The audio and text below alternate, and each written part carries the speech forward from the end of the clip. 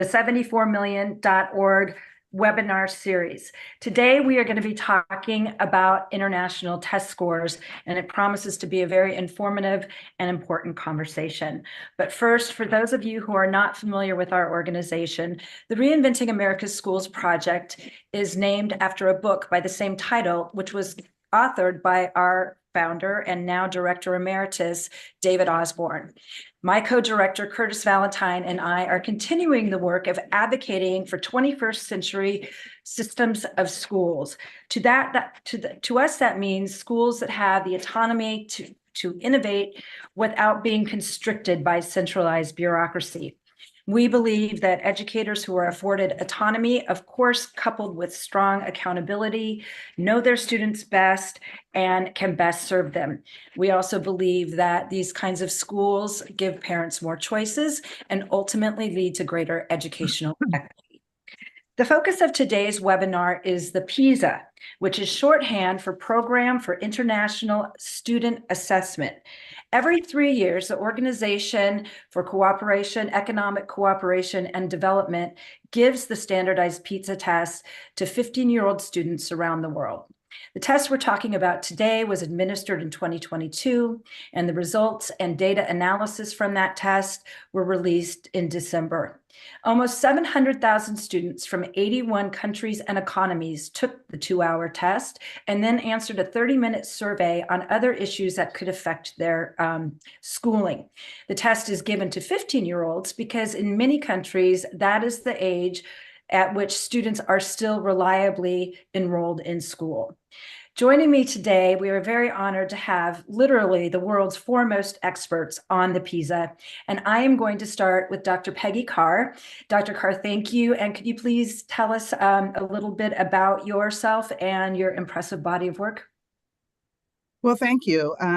First of all, thank you for inviting me here today. It's a pleasure to be here with this distinguished panel. I want to first say, because I think it's relevant to our discussion today, that I got my start in the U.S. Department of Education as the chief psychometrician for the Office for Civil Rights. So equity is something that I'm comfortable with, and I know that we're going to be touching on that today. I've had a distinguished, I want to say an honored career working with the National Assessment of Educational Progress for over 20 years, also known as NAEP. And so we're going to talk about that a little bit, hopefully today as well.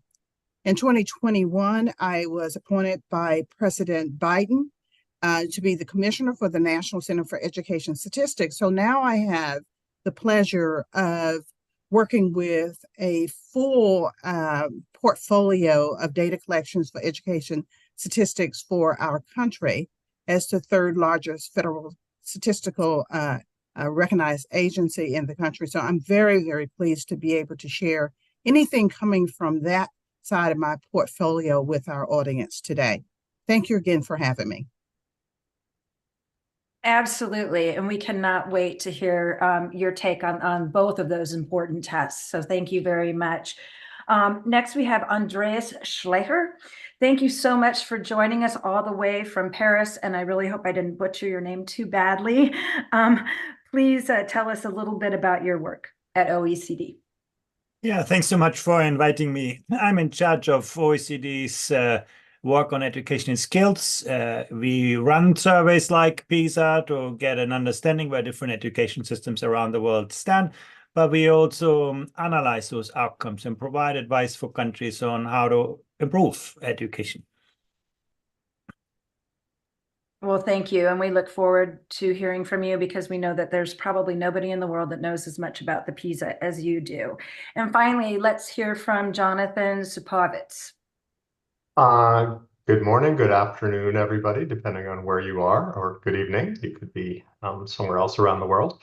I'm John Supovitz. I'm a professor of educational policy and leadership at the Graduate School of Education at the University of Pennsylvania.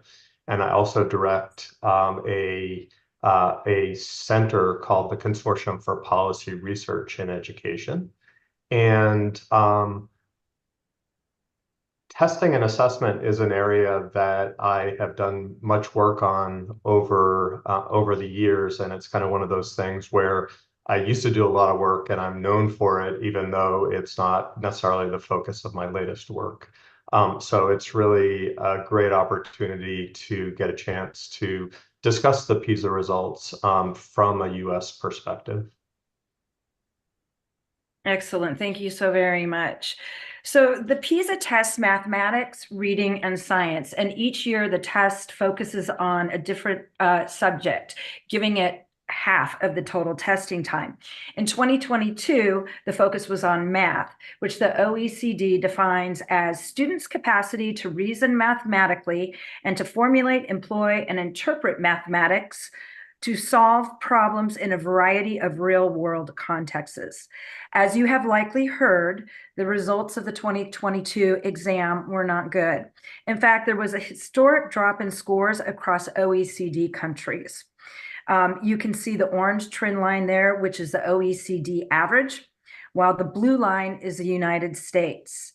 You can see that the United States is stagnant in reading, and we lost 13 points in math, coming down far below the OECD average.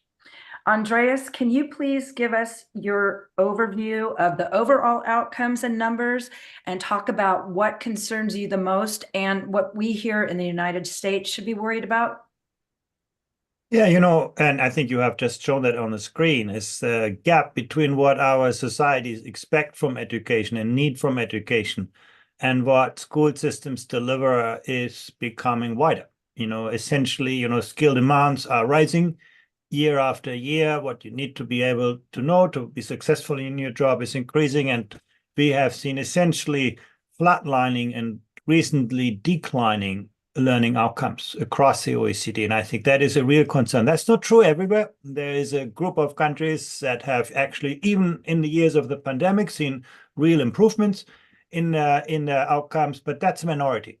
For the bulk of countries, we really have seen a quite troubling picture. And the focus area in mathematics, you can see the US also ranking 28th out of 37 countries. You saw that on the screen. That's not good news. But there are some other issues that I think we should worry about. One is the large gap between students from wealthy and poor backgrounds. And that is not just true for the US, absolutely not, but certainly also true for the US. And you cannot explain the above average social gap in the US with larger social disparities in society. That used to be true in the past, but today you have a fair number of countries around the world that struggle with similar kind of social disparities in society and still manage to contain that gap in outcomes better. A third point, which perhaps is less well debated, is you have a relatively low level of self-confidence among young people in learning autonomously. Today in school, you have a teacher in front of you. Learning is easy, but when you get out of school, you need to continue to upgrade your skills, to upskill and reskill. And what we see in the US is that the share of students with confidence to be autonomous, self-regulated learners is actually lower than on average across countries, and it's often in many countries is not good. We also see, that a fairly low degree of cost effectiveness. Spending levels in the US are actually well above the OECD average. And you could see that doesn't match the outcomes. And I think that is a concern. It's how can we, improve value for money? Declining parental engagement. The US, again, is not alone, but what we see in the US and what we see across OECD countries is that parental engagement and support for education in 22, when we got this data, was lower than in 2018. Not everywhere, but in many countries, including the US. And that clearly has a negative impact because, school cannot compensate for what parents don't provide. You need to bring them on board and so on. And last but not least, school safety. You have a large share of young people who do not feel safe in their school. In the US in particular. In fact, in the US, that share of students who do not feel safe in their school is larger than in Ukraine, where schools are, under threat every day from external forces like a war. No? So I think putting all of this together, the picture is not really good, but I think that's true for many countries in the OECD.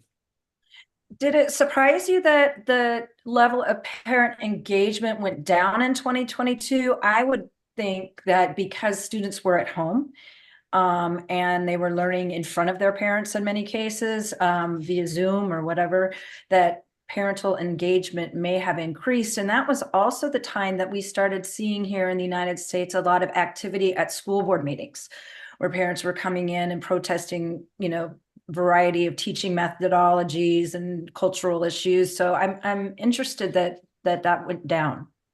Yeah, we were actually also surprised because, of course, the parents that we saw during the pandemic were those who were very actively engaged. But what we do not see is actually the majority of parents that, may have had no time or for other reasons did not actively engage. And I think that is a concern. I think it reflects a longer trend towards, commodifying education. Students become consumers, parents become kind of clients, and teachers become some kind of service providers. And I think we've seen a growing distance between students, parents, and teachers in education that is reflected in those kinds of data. And I think it's a quite unhealthy trend because good education requires everybody. No. Yeah, for sure. And when it comes to safety, it's obviously not surprising that the United States would be and one of the countries where students didn't feel as safe as in other places. But I thought it was interesting. One of the questions in the survey, I believe, was, have you ever witnessed a fight at school where someone was injured? And there were only 5 countries that said, majority said yes, and that the United States was one of them. So that's I think I've seen somewhere too where it was surprising that more students in the United States didn't feel even less secure than what we did see. Yeah, and the 5 countries that were above the US ones that you do not want to compare with, countries like Honduras or Ecuador, those are really difficult places. No? Thank you. Dr. Carr, as you mentioned, you played a lead role in planning and administering the NAEP, or what people commonly know as the Nation's Report Card. Andreas painted a pretty grim picture. Well, I guess Andreas didn't paint the grim picture. I guess the numbers, the scores paint the grim picture. But in the context of the Nation's Report Card that came out in the fall, do these PISA results track with that? And in general, what do you think of the outcomes here? Well, I didn't mention at the start of our talk here that I am one of the vice chairs on the PISA governing board. And so one of the things I had the privilege of seeing were the results of the PISA results before they were released to the world. And I was paused when I saw the math results for PISA and the reading results for PISA for the United States, because they tracked so closely with what we had reported for the 2022 data for NAEP. The math scores for NAEP, as you know, were historically low. We had never seen drops like that for the math data. 5 points for 4th graders, 8 points for 5 points for 4th graders and 8 points for 8th graders. Now, keep in mind the PISA and the NAEP are on different scales. PISA is on a 1,000-point scale, and so NAEP is on a much smaller scale, 500 points. And so but these drops that we're talking about were startling to us.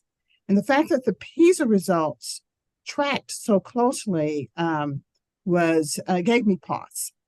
And the other thing that was very similar is that for 4th graders, for example, we saw a stronger decline at the bottom of the distribution. So the gap was actually getting wider. But for 8th graders, the decline was steep and it was even across the entire distribution, very similar to, again, what we saw for the PISA results. The other interesting similarity was on the reading. For reading and in the NAEP study, we saw declines as well. A third of the states declined for 4th and 8th grade, and not as many as we saw for math, but still, of course, a concern. So the parallel that there was less decline in reading than in math between these two data collections, large-scale data collections, with very similar approaches to measuring these constructs, was gave you pause that triangulating across different assessments, we're seeing the same problem. I think it is important for the United States to participate in studies like PISA because they give us the context relative to the entire world, the OECD countries in particular. Because for NAEP, reading has always been a concern, but when you look at the reading results for PISA, we don't do as poorly as we do in math in comparison to our peers in OECD and other participating countries.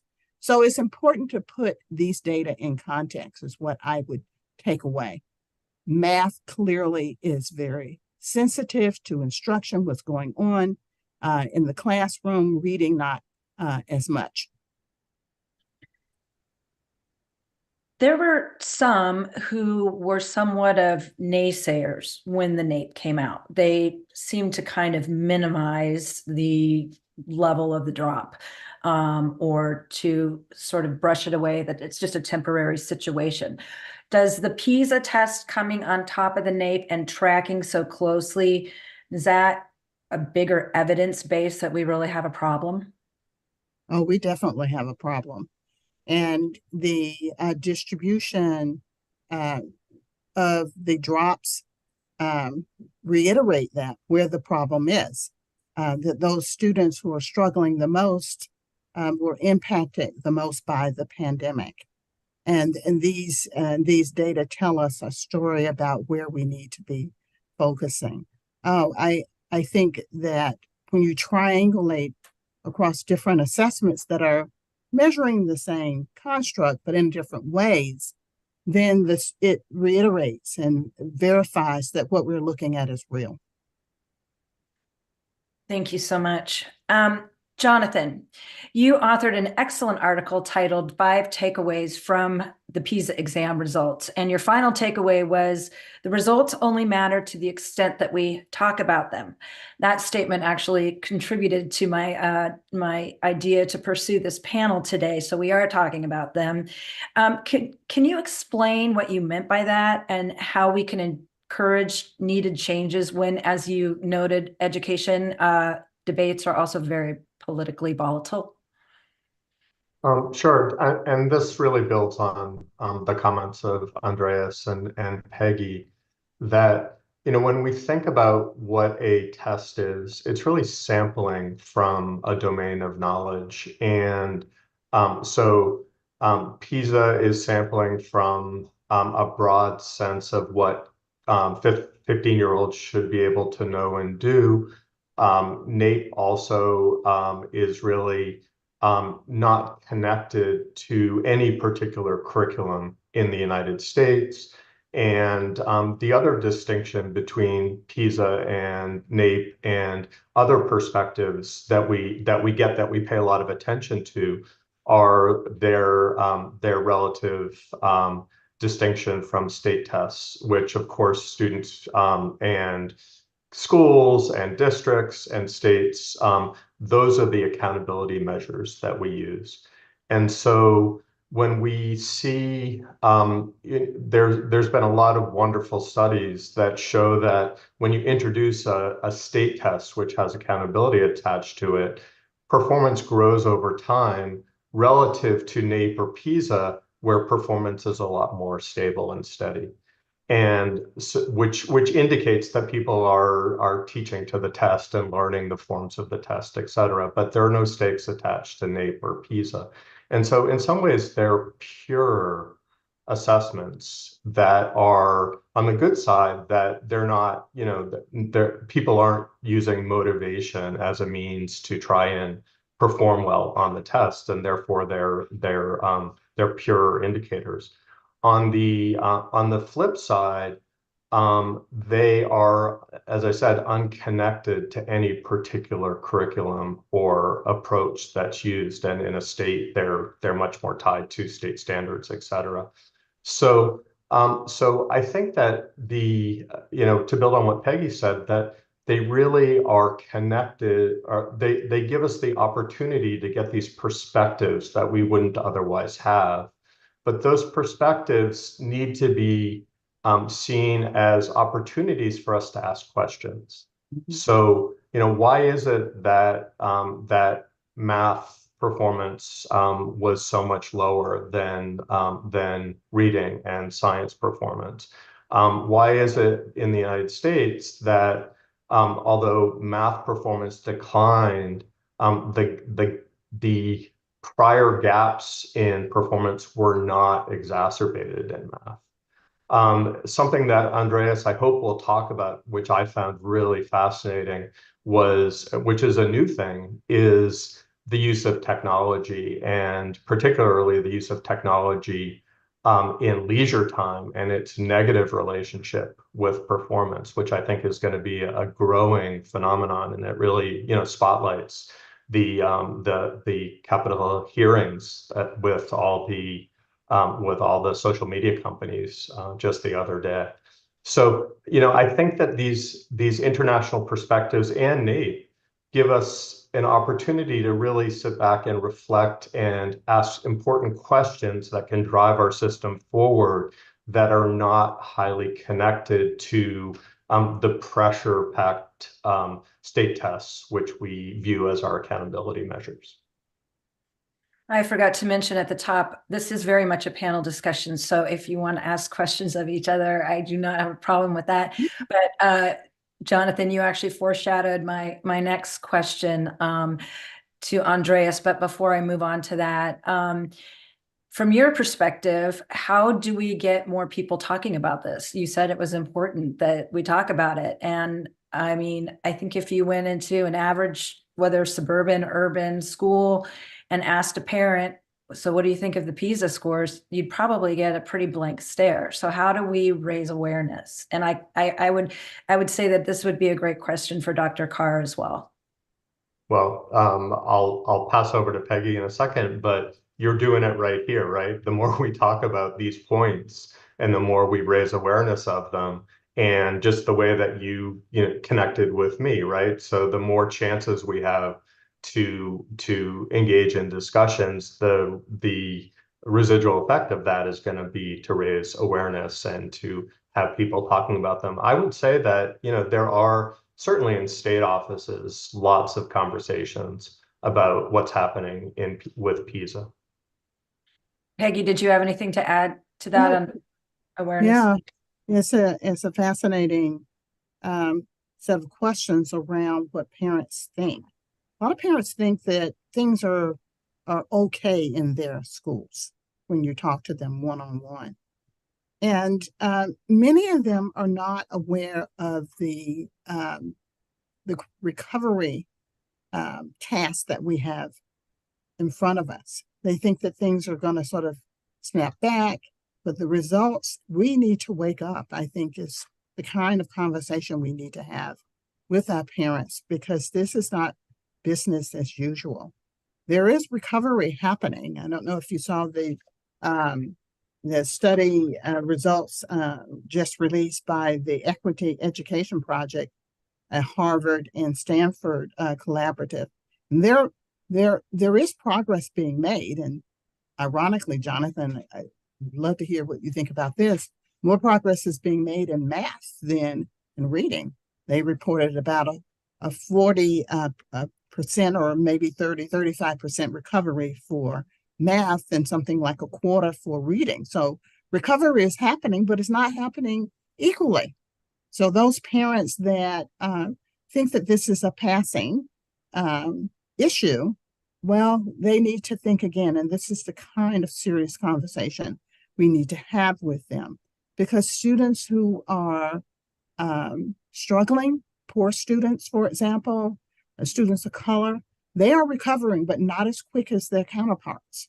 So the gaps are actually wider than they were in 2019. So there's a lot of work to be done. So we need to be honest, I think, with our parents and those who are working with boots on the ground about the amount of work that is ahead of us. So can I ask you a slightly controversial question about that?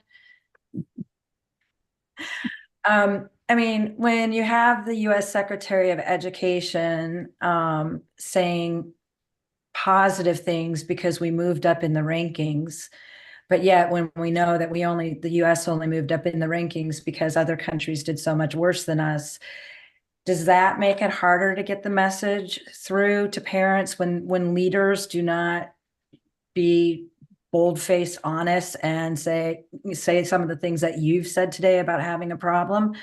I'm just talking simply from a people taking it seriously angle.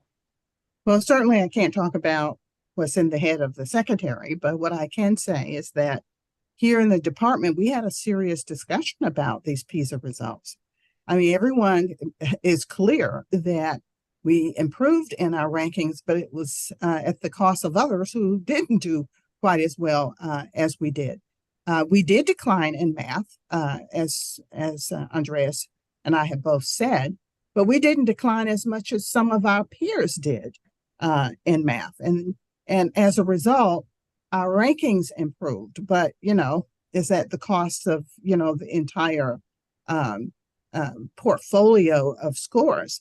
And I don't think anyone here in our department this is something that they did not know. This did not fall on deaf ears. But also in the PISA results, what we found is that this controversy around school openings, for example, Andreas, maybe you could say a little bit more about that.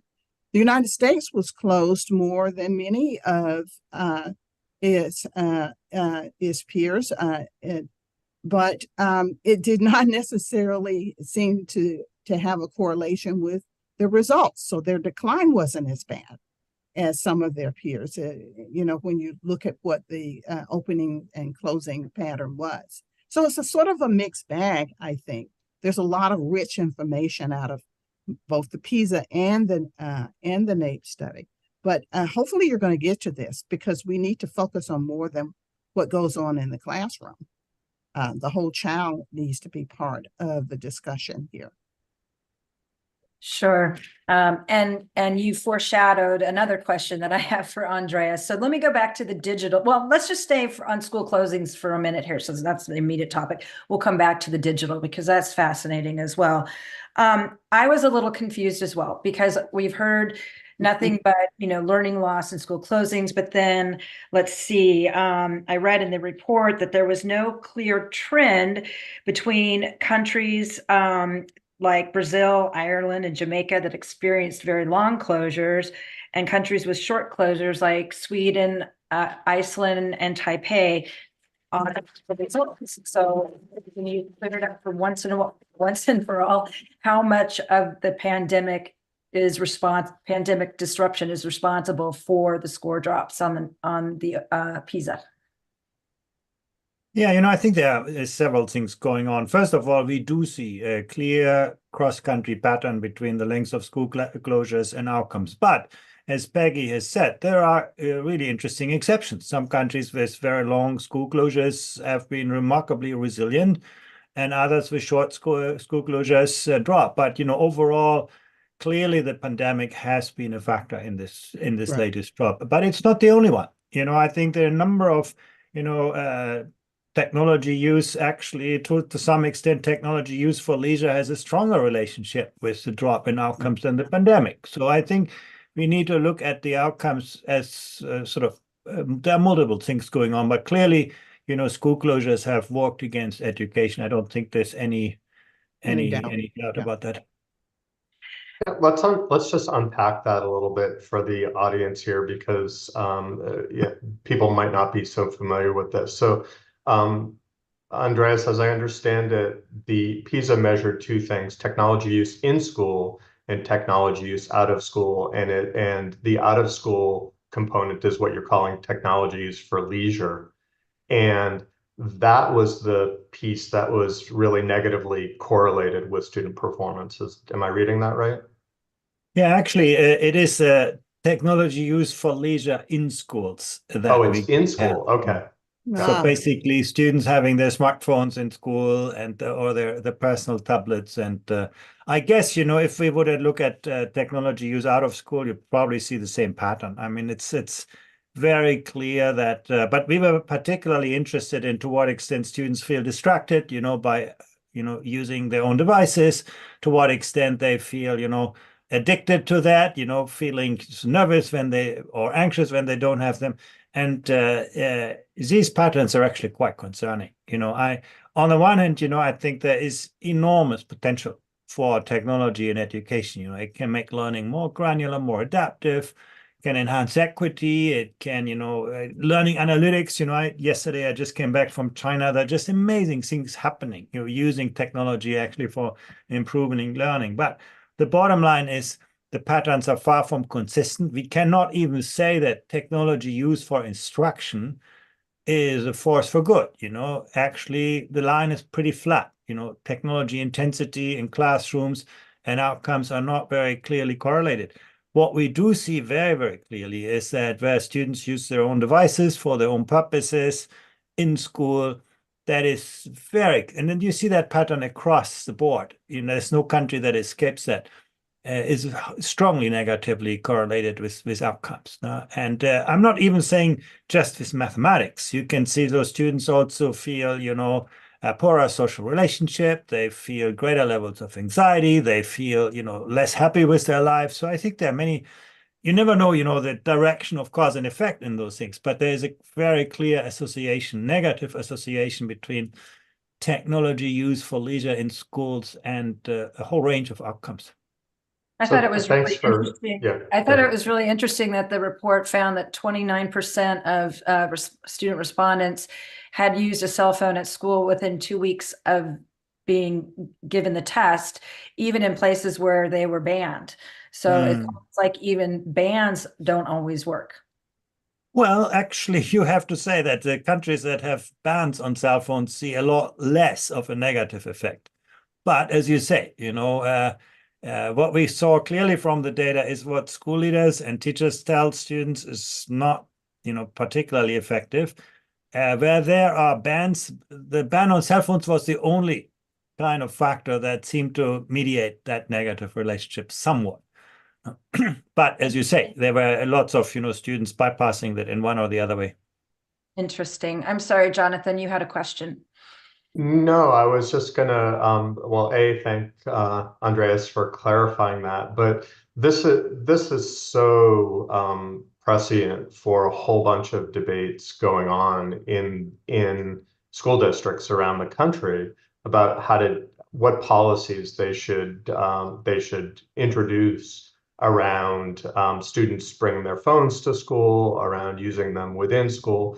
And I think that these data can really inform those conversations. So talking about the relevance of these results in national conversations, this is really important. I'd like uh, I was can I going to, please. yeah, I was just going to add and foreshadow that the NAEP is going to be looking at this issue in its next data collection. We have a module that we have put in for schools and for students around the use of this technology in school. So we'll have more information. Stay tuned. More information on this in the next NAEP data collection. I didn't know we would get a news scoop here today. That's wonderful. So my next question leads into what you said about the need to talk about the whole child. I guess the numbers were that only 11% of disadvantaged children in America landed in the top quartile of math scores. But as we've heard, even affluent students in the United States did not match the scores of average performing students in Japan, South Korea, and Hong Kong. So first, this is a two-parter. What do we need to do to address the needs of our disadvantaged students? Well, I think if you look at those countries, you mentioned Hong Kong and Japan, teachers in those countries have just a lot of more opportunities to actually understand where students are needing extra support and then to provide it. They have often fewer teaching hours than teachers in the US, but longer working hours. And so they can spend a lot more time with students outside the classroom settings for individual support. They can spend more time with the parents. They can spend more time with other teachers, and they are also in charge. If in Japan, if you, as a student, if you get in trouble with the police is not going to call your parents, but your teacher. So actually, you are really responsible for their well-being. At the end of the school day, Japanese teachers clean the schoolhouse with their students because they're all in this together. They cook the meals for lunch. And so there's a very close relationship between students and teachers. And that, creates an environment in which the poorest or most disadvantaged schools get actually really, really good support. The teachers just know who they are, who they want to become. They accompany them on their journey. And teachers are accountable not for the average score in the class, but for every student's success. So that's also where, things like mastery learning come from. They basically do not lower the expectation for a student from a disadvantaged background, but they redouble the support. I think that's they're really powerful lessons that we can learn from East Asia, because Japan is perhaps not the best example for this, but you go to systems like Hong Kong, you find extreme poverty, and still those kids match the performance of the average student in the US. No? Would you say that in more countries than half, or how many places is teaching like that the norm? Is it pretty much limited to East Asia, or do you see it is the United States really an outlier when it comes to that, or are we more in line with Western Europe? Where do we fit into that picture? Well, I think you see similar positive pictures in Northern Europe. I think there's a very strong focus also on, teachers being responsible not just for knowledge transmission, but really for a whole range of student outcomes. The kind of social welfare and the cognitive development are seen, as the task of teachers, and the work is organized around it. I think that's the real difference, that school in those systems is fairly comprehensively responsible for a range of outcomes. And people talk about Finland, Denmark, Sweden, Estonia are good examples. I would say actually even, you can look to the Netherlands, you can look to Portugal in Europe. I would also say North America, Canada, a good example. Yeah. It's that actually manages the social gap also quite well. So I think there is a whole range of countries. It's not limited to one culture, but you can find it's really a more question of policy and work organization than geography or culture. Dr. Carr, I want to give you a chance to weigh in on that, and also what I was saying about our disadvantaged children in the US. It doesn't sound like the way our school districts are structured, or with the influence of teachers' unions, that we have the ability to replicate the type of teaching and social network, social safety net, if you will, that teachers provide in other countries. But at the same time, we know that our disadvantaged children need a lot of extra help. So that's kind of a convoluted question, but I'm really just wanting to hear your wisdom on that. Yeah, you make a really good point. When you look at the entire distribution for PISA, you'll see that, our tail is sort of fat. I'll put it in that terms at the bottom, in comparison to many of our counterparts, particularly in math. That means that we're struggling in math, and our lower performing students are particularly struggling. Now, everything's a normal curve, so we do have students at the top. I was looking at the PISA data just prior to our talk here, and we have in our higher performing levels on PISA, around 7% or so, the students are at that top level, 5 and above. But when you compare to the countries that Andreas is describing, Japan, Hong Kong, or not, that's not a country, but Korea, they're like triple what you see in the United States. So I just want to underscore your point that we have students that are doing well, but certainly not as many. And so there is a lot of work to do. That's in math, but in reading, when you look at our higher performers, we are some of the higher performers in the world. So this is so important for us to understand where we need to focus by concatenating these results across these different assessments.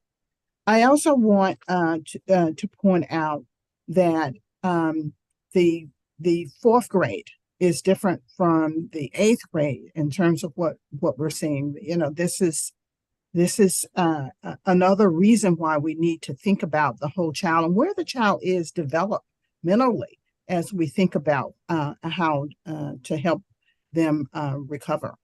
For people in the audience who might not be as familiar with the term whole child, could you explain what you mean by that or what that looks like? And I didn't mean to interrupt your thought. No, it's a good point. Jonathan said it earlier. Why don't we break this down for our audience? I think that mental health, for example, something that we have been focusing on, I think as a country, and certainly we've been measuring mental health across a number of our data collections, is one of the areas that I think define an important aspect of the whole child. Students are struggling with issues of behavior. Bullying is up. Cyberbullying particularly is up. You mentioned about what is happening in our schools in terms of crime and safety. Our crime and safety indicators indicate that we're still struggling with regard to that aspect of students' mental health. And it's actually not just students, it's the teachers as well. Our school assessment of where students and schools are doing once a month with our school panel survey indicates that teachers are also struggling with mental health. And if we leave this conversation without mentioning chronic absenteeism, shame on us, because that is another problem that has emerged that is part of this bigger whole child problem that we have. I was shocked because I'm not going to get the exact number right. Andreas will know off the top of his head, but it was something like 21 countries or 31 countries attendance and punctuality improved since the last test, even in the face of the pandemic. And I also noticed, which I thought was really interesting, that almost every country where absenteeism and tardiness became a big problem was in the Western world, Western Europe, Canada, the United States. And I don't know what that means exactly. Maybe we're too soft. I don't know, but you know, why would you think, and I'm sorry, Jonathan, I am going to let you get in a word edgeways here, but Andreas, why do you think some places saw improved attendance in one of the most difficult periods in recent history and other places saw such a drop off? Well, you know, you get some clues when you actually look at the reasons why students said that they're absent. Of course, you know, there are some health-related issues and so on, but, you know, the most important non-health related issue was I was bored. No? In effect, you know, there are many young people who no longer see that school is, you know, relevant to their current and maybe future life. And I think that's something that we should be taking quite seriously. And but overall, I must say the picture is positive. You know, I think maybe the pandemic has also, you know, reminded young people that school may be not such a bad place. You know, you have actually a fairly stable social environment, and it may have helped. But I do think that when you look at those students who do not go to school, there seems a clear pattern. You know, it is either, you know, health and well-being, or it is that school isn't just interesting. Dr. Just Carr, to build. maybe we, Oh, one second. Maybe sorry. we need from the Department of Education. Maybe we need a campaign like "Just Say No to Drugs." Just get your kids to school to, to try to do something proactive to change the thinking around that. I'm sorry, Jonathan. Please go ahead. Yeah, I was just gonna build on this conversation that boredom is one thing, but a sense of belonging in school is another. Yeah. And Andreas, I believe that there's a positive relationship between performance and sense of belonging. And we're doing a big project around cultural responsiveness and how to engage school school teachers and leaders, and with the backgrounds of students and their community, to try to make more connections between what happens in school and students' prior experiences. And so I think that this is an important area to look at as well. Jonathan, you're absolutely right. I mean, sense of belonging is actually one of the strongest predictors as well that we see that. And it is closely related to the perceived support that students feel from their teachers and factors like that. So I think this is worth looking at. Jonathan, while you have the floor, I wanted to come back to the teaching aspect. So put your Graduate School of Education professor hat on, and let's talk about the type of teachers that are elsewhere in the world, as Andreas mentioned, and the types of teachers that our schools of education are producing. Is there something that we can be doing in these colleges of education differently to build different culture amongst teachers? And I'm not bashing teachers. I know there's a million hardworking teachers who, give it their all every day, but clearly our teaching is not the same as it is in other places of the world that are seeing better educational outcomes. So let me make a couple of points about this. One is that in my long career in education, there's been a lot of critique about what value does school really add to students, and what are we really contributing to students, and what's the value added? And in a horrifying way, COVID was an existence proof of what happens if you pull the rug out of education and what happens to student performance. So I actually think that the rebound, the declines and the rebound, is really a testament to all the hard work that teachers around the world do.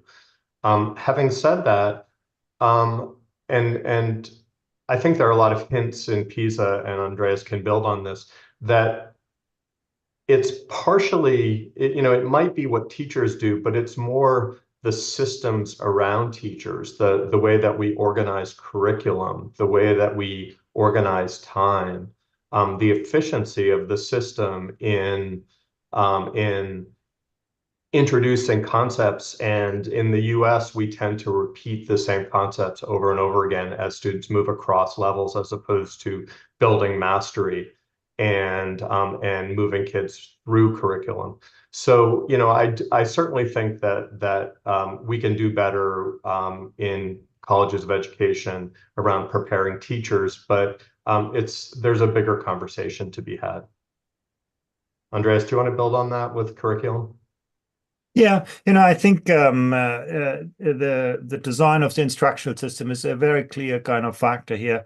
I would also say, what makes teaching intellectually attractive is not just a matter of, pay, but to what extent, does teaching, provide opportunities for teachers to relate to students, opportunities for working with their colleagues, opportunities for advancing in their careers. And when you look at countries where teaching is, attractive, you typically find those things are very well developed. I think also, the way you again, develop the instructional systems, including curriculum. I think all of those things do matter a lot. And the kind of learning opportunities that teachers themselves have in school, to what extent does the school support the continued professional development? I think there's a whole range of factors that we need to look at. But very clearly, education system can be better than the quality of teaching.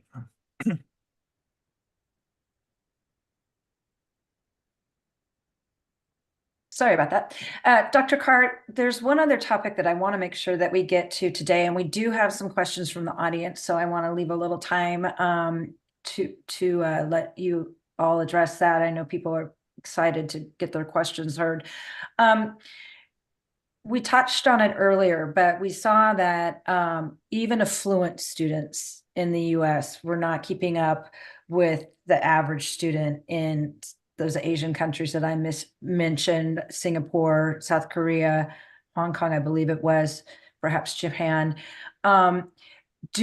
we have a false sense of security in this country that unless we're talking about a poor urban school, our schools are pretty good. We know that people complain about the school system, but we also know that when parents are asked, they tend to like the school Yeah, that their yeah. child. And I think that, correct me if I'm wrong, but I think there may be people in this country, a lot of them, who think that their schools are giving their kids a better education than they actually are, based on the PISA at least. What are your thoughts on that? Well, I think it rings true. I think the data show that parents really think their schools are doing okay. But when you look at the bigger picture, that is not always true. And I would like for us to focus on where the problem is. It is not where I think people think it is. It is not in reading, for example. It doesn't appear to be in science. It is in math. That is where our big problem is. If we're going to be the first in the world in anything, we can't do it without math. And this is where I think we need to focus.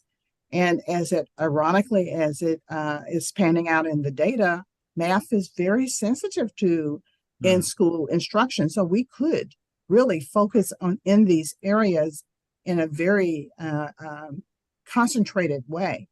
Are We you need concerned? Are you concerned about what's happening with math in California? say more. I cannot remember the exact phraseology, but it is some kind of new math that they are looking to Oh, incorporate. yeah. You know what I'm talking about? Yeah, yeah. I don't want to get in to that. It's a little sticky there. But yes. I just read that some math professors are very concerned about the direction that California is going in math, and that they're adopting curriculum that's not proven, and that there's a concern that we're going to end up in the same place as we did with literacy. So anyways. You know what I would say to that? I'm going to echo something Jonathan said earlier about a PISA and a NAEP, and quite honestly, even attempts. They're dropped from the sky assessments. They are not tied to any curriculum. They are not high stakes. So whatever's going on in California, we're going to know. We're going to have the truth tellers, the second opinion, the elephant in the room, to say how they're actually doing. That's the value of these kinds of assessments. Very, very good point. Andreas, before I go to the questions from the audience, I have one more question for you, if you don't mind. You mentioned the fact that the United States is above average in spending, but we are not, what did you get it, getting a good return on investment, perhaps something like that. What do you think we should be spending our money on that we're not, if we're not getting the kind of results that other countries that spend less are getting? Yeah, it's a really interesting question. You know, I mean, you spend a lot more than the OECD average, and still you succeed to pay your teachers very little, and that is the kind of unhealthy mix. Now, if you look at countries that, you know, do better, they typically make teaching reasonably financially attractive. Sometimes they pay for that with larger classes. Now, that's a trade-off that the US makes in the inverse. You have sort of prioritized smaller classes over, you know, teacher pay, and I would also say non-teaching working time, which I think is incredibly important, that teachers do have time for other things than teaching, like, you know, caring for students, working with parents, working with their colleagues, and all of that is sort of sacrificed in the US. And the last factor is that you have almost half of the money in the US that doesn't end up in the classroom. Now, and if you would go to Japan, that is just 10% of money that is spent on other things, and the share of money that is related to the classroom is the only one that can ultimately contribute to improved outcomes. And I think so. You put all of this together, I think there's a lot of room for more effective use of resources. And if you look at high-performing countries, whenever they have to make a choice between a smaller class or a better teacher, they invest in the teacher. If you look at high-performing countries, they do give their teachers time for for important things other than classroom instruction, and they actually invest in the quality of relationships in the school with parents, with students, and those factors. No. Thank you. Okay, I'm going to just hit a couple of these questions real quick. And I'm just going to let whoever feels that they want to answer. What is the role of out-of-school practice and homework, which seems to be eliminated in many schools while increased in others? Where are the trends with regards to extended learning in participating countries?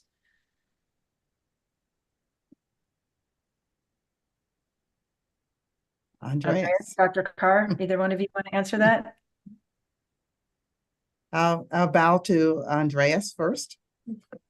Yeah, I think it's a really interesting question. We see a lot of variability in the both in-school learning time varies a lot across countries, and also the out-of-school learning time, including homework. And we do see actually generally a positive relationship between volume of homework and learning outcomes, to some extent also between additional tutoring. But I would make another argument here, and I think it's very important in today's world that students learn to learn on their own, that they take responsibility for some of their learning. And I do think homework is one of the ways in which you can actually facilitate that. Other people say, well, it works against equity, students from disadvantaged backgrounds not having that much opportunity. But we see some of the countries with very high levels of homework also actually doing really well on equity. So I think it leads in a cross-country analysis that is not so much borne out by the data. Dr. Carr, did you have anything to add, or shall I go to the next question? Well, let me just say very quickly that our School Pulse panel survey, the one that goes in every 30 days or so, asked teachers about extended time work beyond the school day. And a lot of schools are doing this. Is a strategy, and that at least from the perspectives of the principals and the administrators, it makes a difference. Whether it's demonstrative enough to get us out of where we are, I think time will tell, but my guess is that it is not the only factor that is needed to pull us out of recovery. Understood. Do countries that have centralized education systems perform better than countries with decentralized education systems? Is that a factor that you see in any of the trends? Not really, actually. We have studied that quite carefully, and you cannot see a pattern. There are some countries set with devolved responsibility. The only factor that we can associate with improved performance is a level of local responsibility. So where you have higher degrees of school autonomy, there you can see a kind of statistically relevant relationship, at least a correlation. But at the system level, you have some very successful devolved systems. Think about Canada. You have some very successful centralized systems. Think of Japan, Korea. So I think that's difficult to state. Well, I would love to do a whole nother hour webinar focusing just on the autonomy aspect. That's what we like at Reinventing America's Schools, coupled with accountability, of course. But unfortunately, we're out of time. So I want to give each of you 30 seconds to just make one final comment. Always let my guests get the last word. So Dr. Carr? I would just emphasize part of our discussion today, the focus on the whole child. Because recovery is going to not be the same for our students. And so we need to think about what the child needs in order to show recovery, put them where they need to be. And we didn't all start at the same level, and we're not all going to finish at the same level until we focus on what the child needs to regain recovery. Andreas? Yeah, I look at international comparisons in the way that, they show us that all of the problems that we discuss here can actually be successfully addressed. I think this is what we can learn from the highest performing systems. We are not talking about something that is impossible. And in principle, the US is in a very good position in having the resources. You know, you do have actually the level of funding in education to put, I think, the solutions in place. Jonathan? I just want to, well, first of all, thank all of my colleagues here for the great conversation, and Tressa, for you and the organization for sponsoring this. But I just want to end with the distinction between performance and learning. PISA, NAEP, state tests, they're all measures of performance, which is the product of learning. Teachers need feedback on the how students are thinking about content, because it's how students are thinking that's going to give teachers the insight to improve learning to produce performance. And so, so I just want to give a shout out to attention to learning tools that will help teachers to achieve the performance that we all desire. Thank you so much. To the person in the chat who asked to see the graphic again, if you find me on the Progressive Policy Institute website and message me, I will send actually anybody that's tuned in that wants that graph. It is in the PISA report. It's not my graph, but I'm happy to share it. And thank you to every one of my guests. Thank you to the audience. I see an extraordinary number of you stayed till the very end. I hope this was informative. I found it fascinating. Have a great rest of your day. Thank you so much. Yeah. Yeah.